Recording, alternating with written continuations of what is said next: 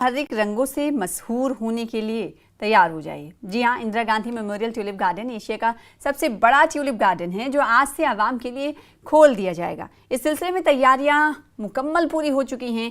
तवक्को है कि वज़ीर आला उमर अब्दुल्ला इफ्तिताही तकरीब का हिस्सा होंगे।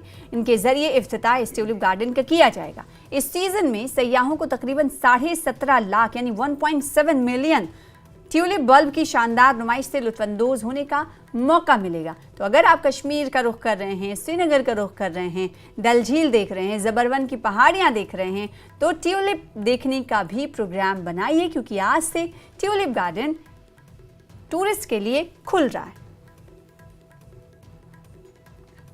और इस बार आपको बताएं कि 1.7 मिलियन यानी 17 लाख ट्यूलिप बल्ब लगाए गए हैं जो देखने लायक हैं। और इस बार 2 तरह की किस्म और ऐड की गई है।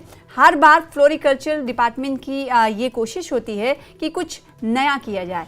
इस बार कलर्स को तयन करने की पॉलिसी में आपको बताएं कि चेंजेस की गई, तब्दीली की गई है। और ये तब्दीली कहीं ना कहीं सयाहों को बेहतर और ट्यूलिप गार्डन की रुनमाई हो सके, उन्हें उनके दिलकश नज़ारे और बेहतर तरीके से मिल पाए, इसको लेकर फ्लोरिकल्चर डिपार्टमेंट में कई और फूलों की किस्में शामिल की हैं। और कलर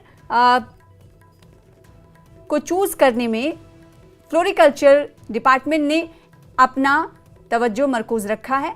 और इस तरह से फ्लोरिकल्चर डिपार्टमेंट ने कहा है कि 1.7 मिलियन ट्यूलिप बल्ब सयाहों का इंतज़ार कर रहे हैं। तो आज से सयाहों का इंतज़ार ख़त्म हो रहा है। आप ऑनलाइन टिकटिंग भी ले सकते हैं, ऑनलाइन टिकट बुक करा सकते हैं। और साथ ही साथ टाइमिंग के हवाले से आपको क्या जानकारी हासिल करनी है तो वेबसाइट पर जाकर हासिल कर सकते हैं।